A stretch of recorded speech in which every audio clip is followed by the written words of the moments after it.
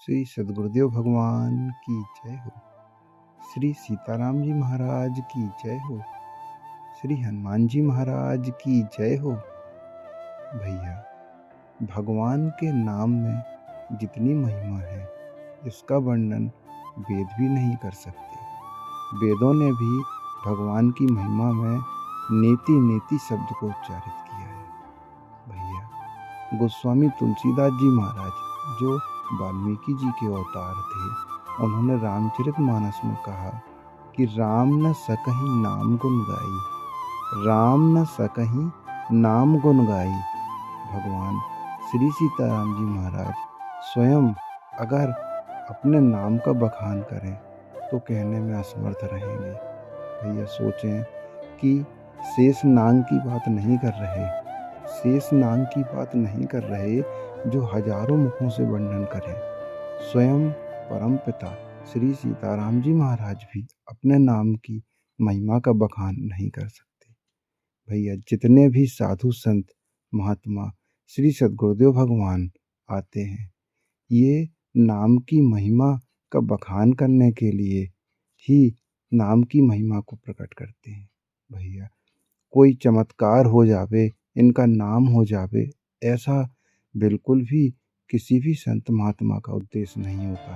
इनका उद्देश्य होता है कि हमारे जैसे पापी अधम पापर जीवों को जो इस कलिकाल में अपना उद्धार कैसे करवेंगे। भैया, हम सब देखें, क्या आज हम इतने तपस्वी हैं, इतने दानी हैं, हमारे शरीर में वो सामर्थ्य है जो हम तप कर सकें?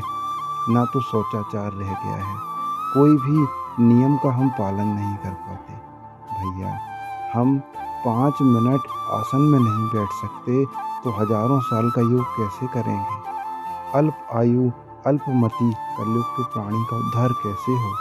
इसीलिए सद्गुरुदेव भगवान नाना शरीर नाना रूप रख के हमारे उद्धार के लिए इस धराधाम में आते हैं। कबीरदास जी महाराज जो त्रेता के प्रहलाद जी हैं, प्रहलाद जी ने ही कलयुग में कबीरदास जी का अवतार लिया। भैया, कबीरदास जी ने और जितने भी महापुरुष होते हैं, सब ने हमारे उद्धार के लिए, हमारे उद्धार कैसे हो इसके लिए नाम में विशेष महत्वता हमको दिखाई। भैया, कबीरदास जी के परम शिष्य पद्मनाभ जी, काशी की घटना है। पद्मनाभ जी एक बार काशी में विचरण कर रहे थे, क्योंकि कबीरदास जी अधिकतर समय काशी में ही रहे हैं। तो काशी में जब गंगा किनारे विचरण कर रहे थे तो काशी के एक बहुत ही धनाढ्य सेठ उनको कोढ़ हो गया। अपनी बीमारी से इतना परेशान हो गए कि उस समय उन्होंने भारत के नहीं बल्कि विदेशों से भी आयुर्वेद आचार्य बुलाए। भैया, पैसे की कमी ना थी, लेकिन प्रारब्ध में किसी का बस नहीं होता। अपने शरीर से इतना ज़्यादा हताश हो गए कि उन्होंने एक बार गंगा के किनारे जाके संकल्प ले लिया कि मैं अपने शरीर में पत्थर बांधकर गंगा में कूद जाऊंगा। और ऐसा ही किया, अपने शरीर में पत्थर बांधा और गंगा में जाके कूद गए। पद्मनाभ जी जब वहाँ से निकले तो वहाँ पे हजारों लोगों की भीड़ जमा थी। उन्होंने पूछा कि क्या हो गया, तो लोगों ने बताया कि नगर के प्रतिष्ठित सेठ जो अपनी कोढ़ की बीमारी से परेशान हैं और आज गंगा में जल समाधि ले रहे हैं। पद्मनाभ जी जो कबीरदास जी महाराज के अच्छे शिष्यों में से एक थे, जब उन्होंने रोका तो लोगों ने उनकी बात को सुना। उन्होंने कहा कि आप तो वैसे भी अपना शरीर त्याग ही रहे हैं, तो एक काम करें, आप जोर जोर से श्री सीताराम श्री सीताराम श्री सीताराम 3 बार उच्चारण करें। सेठ हताश था, सेठ ने सब उपाय सब औषधियाँ करा ली थी, वह अपने जीवन से हार चुका था। पद्मनाभ जी के बार बार समझाने पे उसने इस बात को स्वीकार किया। 3 बार श्री सीताराम श्री सीताराम श्री सीताराम उच्चारित करके गंगा में डुबकी लगाई। भैया, जैसे ही डुबकी लगाई, आश्चर्य न माने, उसका शरीर बिल्कुल सोने के जैसे, कंचन के जैसे दमक गया। एक घाव का एक रोग न था। पद्मनाभ जी के चरणों में साष्टांग प्रणाम करते हुए उसने नाम महिमा को स्वीकार किया। लेकिन कबीरदास जी के और यहाँ सद्गुरुदेव भगवान की आप कृपा और उनका दिल देखें कि जब वो पद्मनाभ जी अपने गुरु कबीरदास जी के पास जाके उन्होंने सारी कथा उनको सुनाई, तो कबीरदास जी ने कहा, भैया पद्मनाभ, जो तोप होती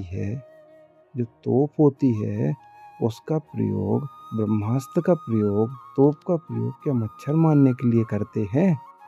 अरे जिस नाम के सहारे या नामाभास के सहारे जो काम हो जाता, उसको तुमने 3 बार उच्चारित कराया। इस पे कबीरदास जी ने कहा कि आपको नाम अपराध लगा है। इसका प्रायश्चित करने के लिए उन्होंने उनको बद्रीनाथ भेजा और कहा कि आप वहाँ रहकर श्री सीताराम का जप करें, इसके बाद आप हमसे मिलें। भैया इसको देखो, यहाँ पे कितनी नाम की महिमा है। कबीरदास जी ने बताया कि जो केवल नाम के स्मरण मात्र से हो जाता, उसको 3 बार नाम खर्च किया। भैया यहाँ पे एक बात समझनी होगी, हमारे जैसे अधम, पापी और नीच प्राणियों के लिए ही बड़े बड़े संत महात्मा इस धराधाम में आते हैं।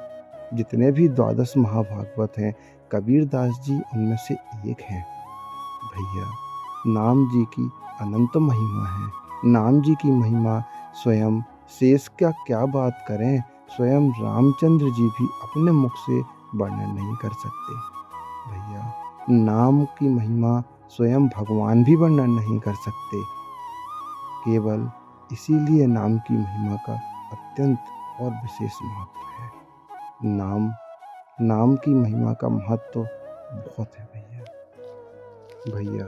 इसीलिए कबीरदास जी ने केवल राम नाम के महत्व को बताने के लिए ही, केवल राम नाम के महत्व को बताने के लिए ही अपना शरीर काशी में न छोड़ा।